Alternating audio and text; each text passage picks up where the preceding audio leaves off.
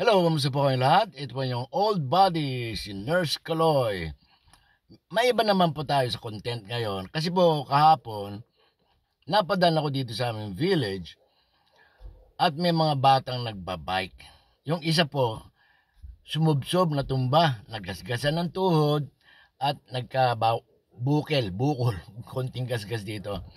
Nataranta yung kanyang mga kasamang bata at may sumugod na ate at hindi rin alam nga gagawin. So, ganito po, papakita ko po sa inyo dito sa video ito, bago ang lahat, sasabihin ko muna sa inyo yung vasoconstriction at saka yung vasodilation. Ano po? And then pupunta tayo po sa hot and cold home remedy. Ito po, makikita nyo po sa inyo dito sa may bandang kaliwa ng inyong screen, yan po yung vasoconstriction. Ibig sabihin na vasoconstriction, nagnanaro o sumisikip po yung daluyan ng dugo. At dito mo sa bandang kanan, yan yung po yung tinatawag na vasodilation. Ibig sabihin po, lumuluwag po yung daluyan ng dugo. Okay, babalik tayo dun sa nangyari dahil nga sa nabukulan yung bata. At unang sinabi ko sa ate niya ay kumuha ng tubig, sabon. Pinahugasan ko muna. And then, sabi niya, Kuya, may bukol po binanggit niya ang kanyang pangalan, si Junjun. At yung nga po sabi ko, pagkahugas, sabi ko rin kumuha ng yelo.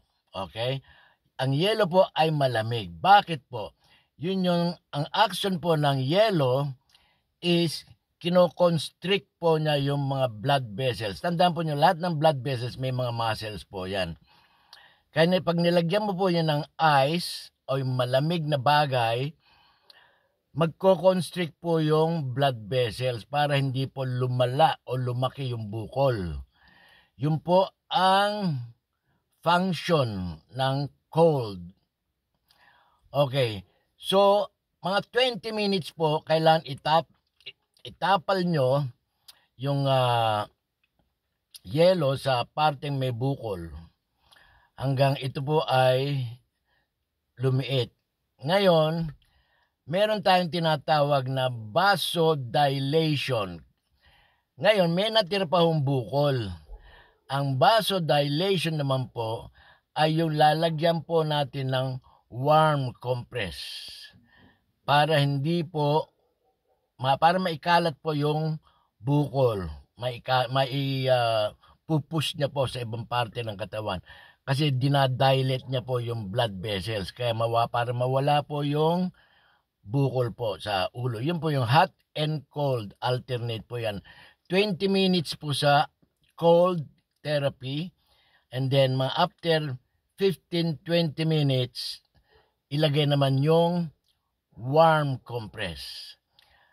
Both warm and cold ay nagbibigay po ng comfort. Nawawala rin po yung sakit. Lalo-lalo na po yung ice na ipinatong niya sa ulo para matigil po ang iyak ni Junjun.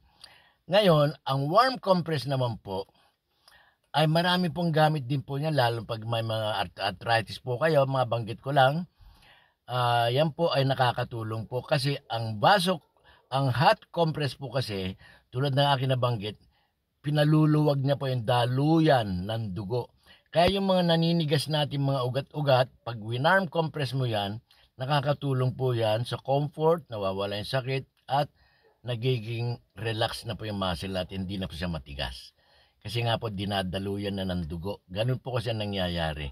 Pag mahina ang daloy ng dugo, naninigas po ang natin yan. Kaya hinahat compress po yan. Okay, ibababad natin sa mainit-init na tubig, mga 15 minutes po. Tandaan nyo, sa cold compress, 20 minutes. Huwag po sobra kasi ang mangyayari madadamage po yung mga superficial na vein. Vein po superficial na vein. Yung mga skin deep lang po yon. Lalo madadamage, mangingitim yung ating balat. Ngayon, ang warm compress naman po, 15 minutes lang po yan, kaya ilipat-lipat nyo. Otherwise, masusunog po yung skin.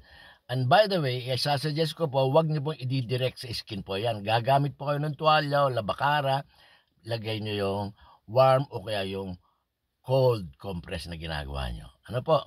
Ngayon, dito sa ating video, simple lang po ito, home remedy lang po. Ngayon, kung meron kayong katanungan o nagustuhan nyo mga ganitong topic, mag-comment lang po kayo at aking i-discuss in a simplest way para mas madali natin maintindihan.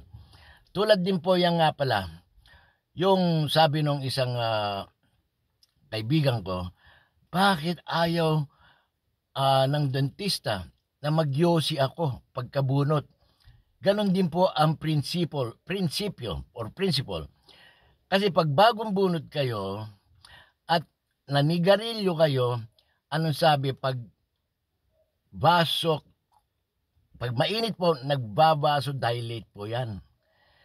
Pinaluluwag niya yung daanan ng dugo sa ugat ng mga pinagbunutan, dudugo po yan. Yun po yung vasodilation. Pag warm compress, kaya nga sinasabi, bawal. Ngayon, pag nabunutan kayo, di ba sabi ng dentista, kumain kayo ng ice cream, yung malamig, lagyan nyo ng bulak yung i-press nyo, at huwag mainit, huwag magsigarilyo muna. Kasi otherwise, pag mainit ang inano nyo, dudugo po yan.